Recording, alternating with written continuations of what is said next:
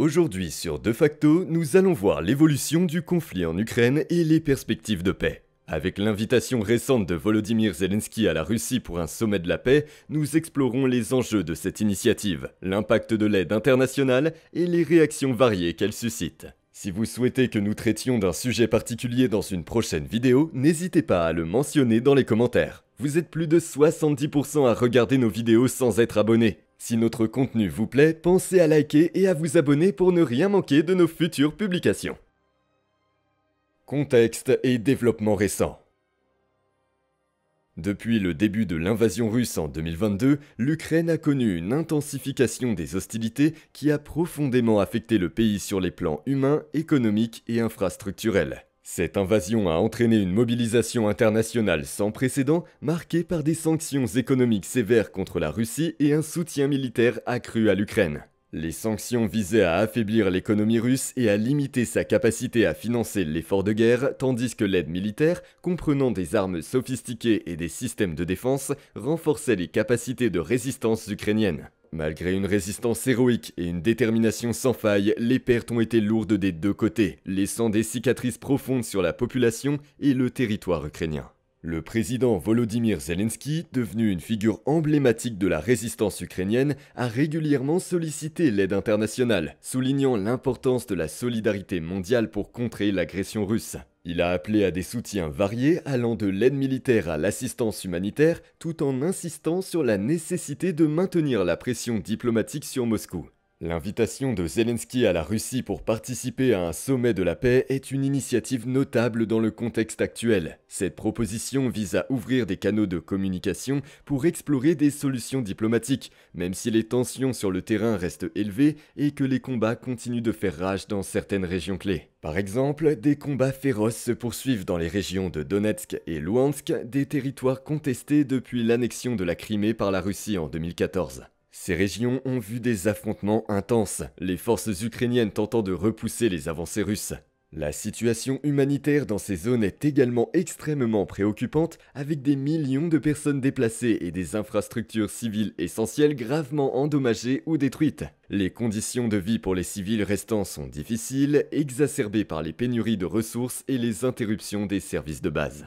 Les réactions à cette proposition de sommet de la paix ont été mitigées. D'un côté, certains observateurs internationaux voient une lueur d'espoir dans cette démarche, espérant qu'elle puisse ouvrir la voie à une désescalade du conflit et à un cessez-le-feu durable. Ces analystes soulignent que des pourparlers pourraient permettre de sauver des vies et de mettre un terme à la violence qui ravage le pays. D'un autre côté, beaucoup craignent que la Russie utilise ces pourparlers pour consolider ses gains territoriaux et imposer des conditions inacceptables à l'Ukraine, telles que la reconnaissance des annexions illégales ou l'abandon de certaines régions. La méfiance est palpable et de nombreux Ukrainiens restent sceptiques quant aux véritables intentions de Moscou, craignant que la Russie n'exploite les négociations pour diviser l'opinion publique et renforcer son emprise sur les territoires contestés.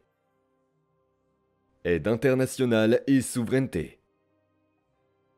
L'aide internationale, en particulier celle des États-Unis et de l'Union européenne, a été cruciale pour soutenir l'effort de guerre de l'Ukraine. Cette aide a pris plusieurs formes, allant de l'assistance militaire directe à l'appui économique et humanitaire. Les États-Unis, par exemple, ont fourni des milliards de dollars en armes et équipements, y compris des systèmes de défense avancés tels que les missiles anti-aériens et les drones de surveillance.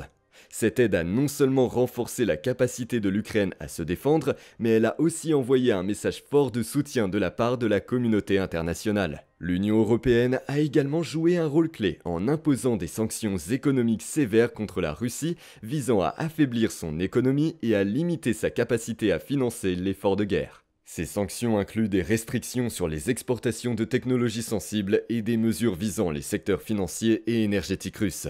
En parallèle, l'Union européenne a fourni une aide financière et technique pour soutenir les réformes économiques et institutionnelles en Ukraine, essentielles pour renforcer la résilience du pays face à l'agression extérieure. Cependant, cette aide internationale n'est pas sans controverse. En Ukraine, certains critiquent les restrictions imposées sur l'utilisation des armes fournies, notamment les limitations concernant les frappes sur le territoire russe. Ils arguent que ces restrictions limitent la capacité de l'Ukraine à se défendre de manière proactive contre les attaques russes. À l'international, des voix s'élèvent également pour questionner l'efficacité des sanctions économiques, certaines estimant qu'elles n'ont pas suffisamment affaibli la Russie ou changé le cours de la guerre. Perspectives et réactions.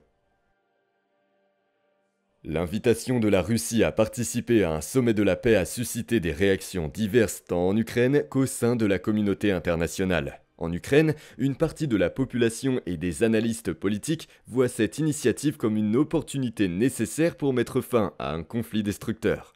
Ils soulignent que, malgré les difficultés, un dialogue ouvert pourrait éventuellement mener à un cessez-le-feu et à une paix durable.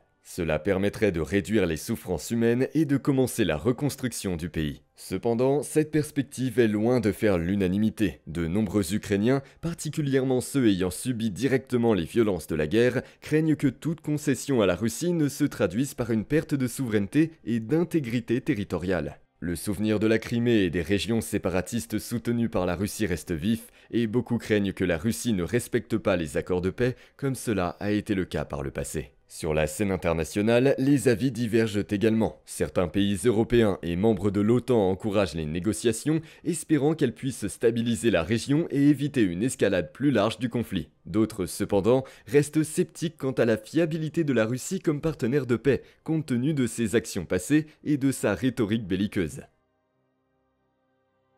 Conclusion. Le conflit en Ukraine demeure l'un des défis géopolitiques les plus pressants de notre époque. L'invitation de Zelensky à un sommet de la paix avec la Russie marque une tentative courageuse de trouver une solution diplomatique malgré les nombreux obstacles. L'aide internationale continue de jouer un rôle crucial en fournissant les ressources nécessaires à l'Ukraine pour résister à l'agression et en maintenant la pression sur la Russie.